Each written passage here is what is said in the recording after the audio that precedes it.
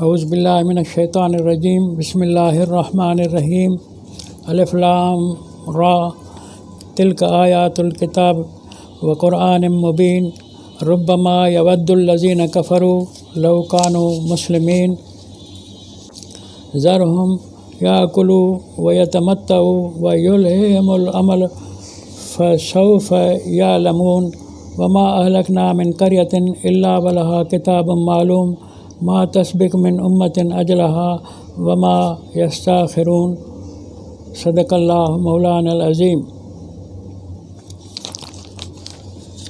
محترم قارئین، یہ سامعین سورۃ ہجر سے کچھ آیات تلاوت کی ہیں، ان سے کچھ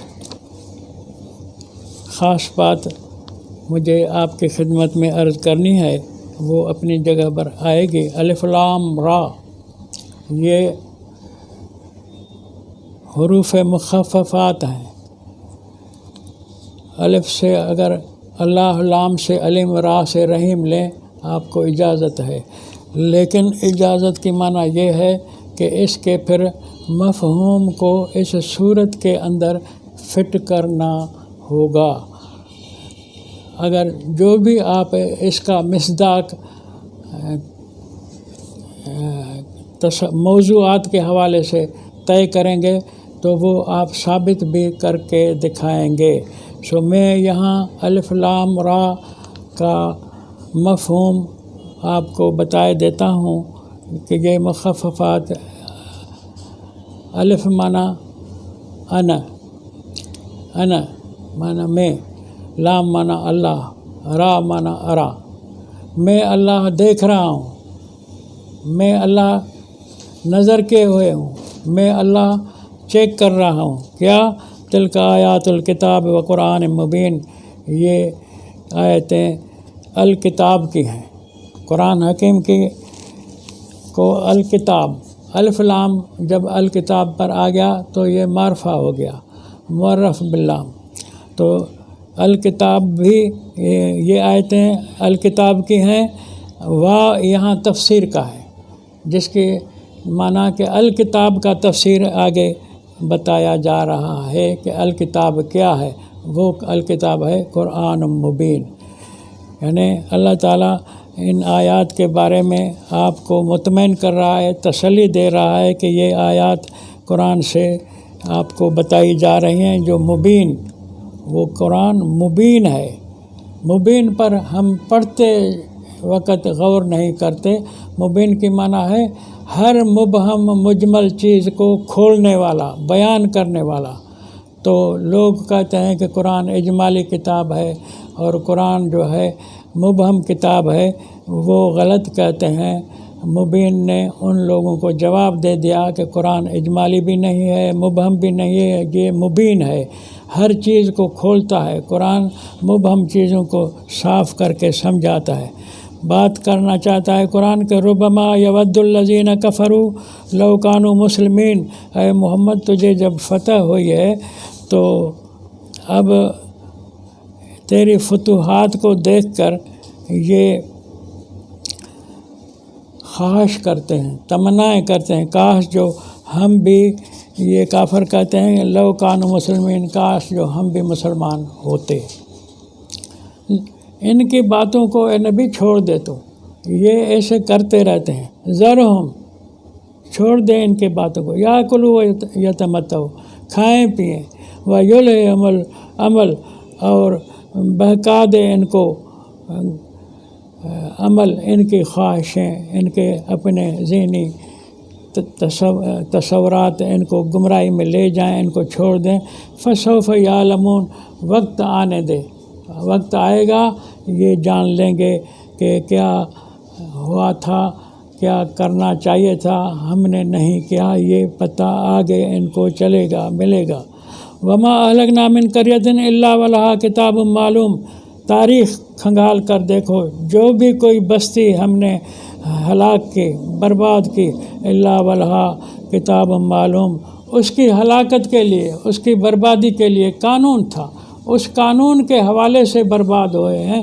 انہوں نے میرے نبیوں کے باتوں کو ٹھکرایا، اس ٹھکرانے کے بنیاد پر نتیجے میں وہ ہلاک ہو گئے ہیں، اور بغیر قانون کے ہم نے کسی کو تباہ نہیں کیا۔ ما تسبق من امت اجلها وما یستاخرون، کوئی بھی امت، کوئی بھی گروہ، کوئی بھی جتھا اپنے اجل سے سبقت نہیں کر سکتا۔ اللہ نے سب کے اجل مقرر کیے ہوئے ہیں، ہر ایک کے لیے اجل ہے۔ وما یستاخرون، اس اجل سے نہ یہ آگے جا سکتے ہیں نہ پیچھے جا سکتے ہیں، سو اپنے اجل کے اندر رکھے ہوئے باتوں پر یہ غور نہیں کرتے، ان قوانین کے اوپر سوچتے نہیں ہیں۔ ہم نے ان کے ترقی اور زوال کی سب باتیں بتائی ہوئی ہیں، ان کو اس پر یہ توجہ نہیں دیتے۔ وقالوا یا ایھا الذی نزل علیہ ذکر انک لمجنون، الٹا کہتے ہیں کہ یا ایھا الذی نزل علیہ ذکر، اے وہ نبی، اے وہ محمد جس کے اوپر یہ قرآن نازل کیا گیا ہے۔ یہ ذکر کی معنی یہاں قرآن ہے، اور ہمیشہ ذہن میں رکھیں کہ ذکر کئی معناؤں پر بولا گیا ہے قرآن کے اندر۔ قرآن کو بھی ذکر کہا گیا ہے، زمانے کی تاریخ کو بھی ذکر کیا گیا ہے۔ ان هو الا ذکر للعالمین، یہ کتاب اور کچھ نہیں سوائے اس کے کہ یہ نصیحت آموز تاریخ ہے، ہسٹری ہے دنیا والوں کے لیے۔ میں نے اپنے درس میں کہ قرآن تاریخ بتاتا ہے، کچھ باتیں کی ہیں جو آپ نے سنی ہوں گی، تو وہ تاریخ قرآن کی ہے۔ ایک تاریخ تم نے جھوٹوں کا بنڈل بنایا ہے، پلندہ بنایا ہے، اس تاریخ کو کھولتا ہے قرآن، ننگا کرتا ہے کہ تم نے تاریخ کے نام پر ساری بکواس کی ہوئی ہے۔ قرآن جو ہے سچی تاریخ بتاتا ہے۔ لو ما تأتینا بالملائکۃ ان کنت من الصادقین، نبی کو کہتے ہیں تو پاگل ہے، انک لمجنون، تو پاگل ہے، کیوں نہیں لاتا ملائکہ کو جو عذاب لے آئیں گے، ان کنت من الصادقین، اگر تو سچا ہے تو پھر ہمارے اوپر عذاب کیوں نہیں آتا، پھر وہ تیرے فرشتے ملائکہ عذاب لانے والے کیوں نہیں آتے؟ اللہ تعالیٰ جواب دیتا ہے، ما ننزل الملائکۃ الا بالحق، ہم نہیں نازل کرتے ملائکہ کو الا بالحق، سوائے استحقاق کے، جب تمہارے گناہوں کا ٹارگیٹ کورس پورا ہو جائے گا اور اس وقت ملائک عذاب لے آئیں گے، وما کانوا اذا منذرین، پھر اس وقت ان کو مہلت ہی نہیں ملے گی۔ یہ بول رہے ہیں کہ ملائک لاؤ، عذاب والے لائیں گے، ضرور لائیں گے، وہ ٹیمپو چیک کر رہے ہیں کہ کب تک تمہیں مہلت دی جانی چاہیے، کب تک تمہارے لیے یہ ثابت ہو جائے کہ تم کو ہم نے دعوت دی، ہمارے نبیوں نے تمہیں دعوت دی، تمہیں سمجھایا۔ وہ ہم اپنا کام چیک کر رہے ہیں کہ ہم اتمام حجت کر چکے ہیں یا نہیں کر چکے، اس کے لیے ہم دیری کر رہے ہیں۔ اتمام حجت ہو جائے گی، تم ایمان نہیں لاؤ گے تو ملائکہ عذاب کے آ جائیں گے۔ انا نحن نزلنا الذکر وانا لہ لحافظون، تم تو ختم ہو جائے گے لیکن یہ قرآن باقی رہے گا، اس کتاب کو، اس قرآن کو۔ انا نحن نزلنا الذکر، ہم نے نازل کیا ہے ذکر کو، مانا قرآن کو، وَإِنَّا لَهُ لَحَافِظُونَ، اور ہم اس کی حفاظت کرنے والے ہیں۔